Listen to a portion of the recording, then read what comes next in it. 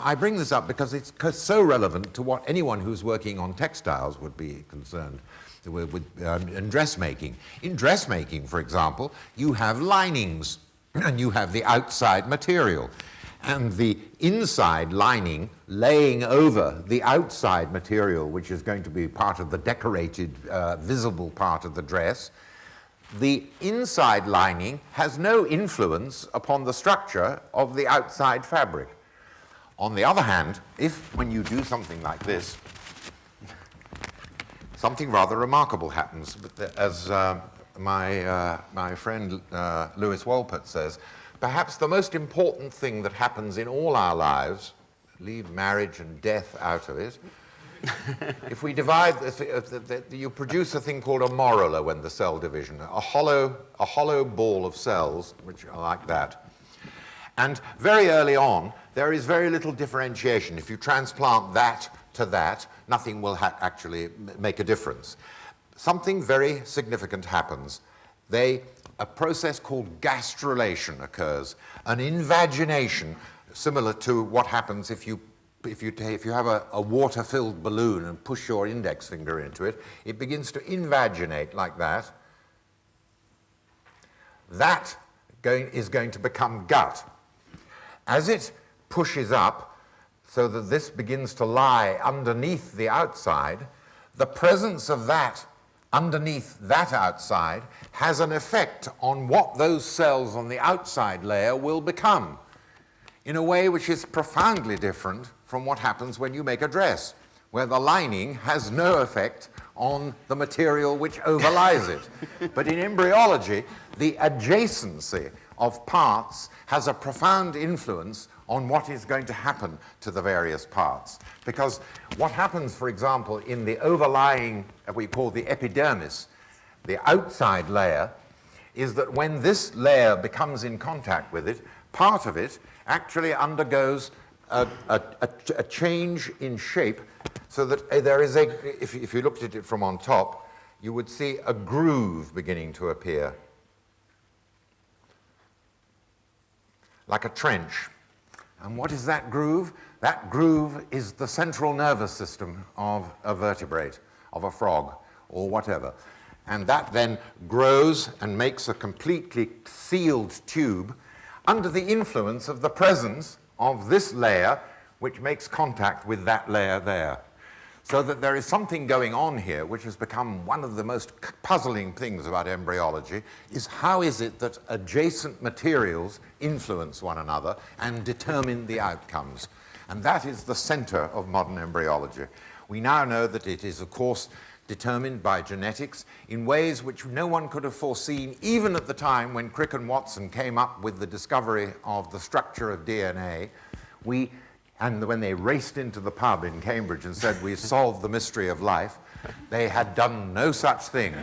What they had done, which always happens with a great scientific discovery, they had, as it were, created the agenda for the next phase of investigation, which might itself go some way towards solving the mystery of life and solving the mystery of intelligible design. Changing the subject a little bit, it's the recently anniversary of C.P. Snow's Two Cultures debate, and you've talked a lot about science, but much of your work has been in the arts. Have you any comment to make on that subject of two cultures? Is there such a thing? Or well, is there many? I think that the question of whether there are two cultures, I mean, there are, as it were, by default, two cultures, because of our sort of insane educational system, which actually encourages people to take up science or do Latin. I remember going to the High Master of St. Paul's when I was about 14, and I was on what was called the classic side when I went to St. Paul's, because the classics were what a gentleman did. You know, if you were going to you do Latin and Greek, because that was a classy thing to do. And I went to him and I said, I would like to go on to the science side.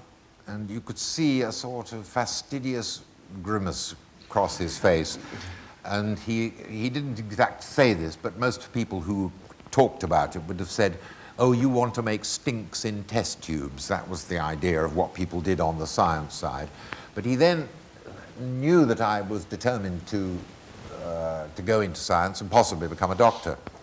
He then came up with the most footling argument I have ever heard from any teacher at all. He said, Miller, I hope you realize that no doubt you will become a very able doctor and you may in fact discover diseases. But have you ever thought that if you don't keep up your Latin and Greek, the diseases you discover will go unnamed?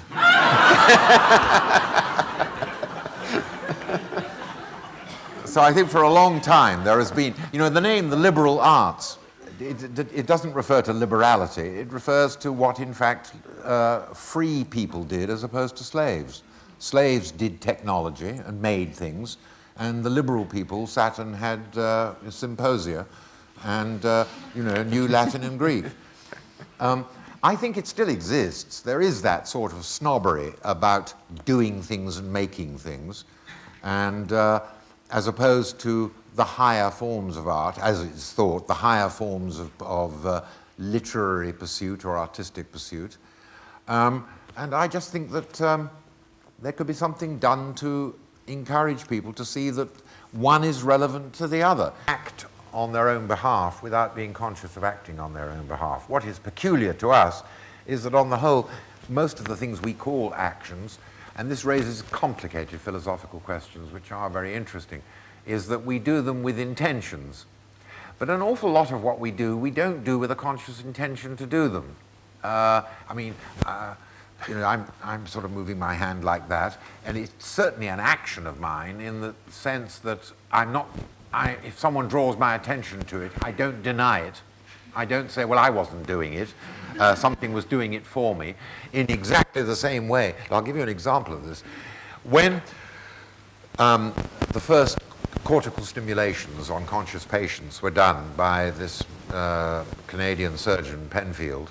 Penfield opened the skull in patients who were conscious. You can do it with a local anesthetic. You remove a part of the skull and expose the brain and start to stimulate what we call the motor cortex. It doesn't hurt. The patient doesn't feel it because you've anesthetized and the brain doesn't feel it. The brain has no pain sense at all. But if you touch the motor cortex, the patient's hand will move.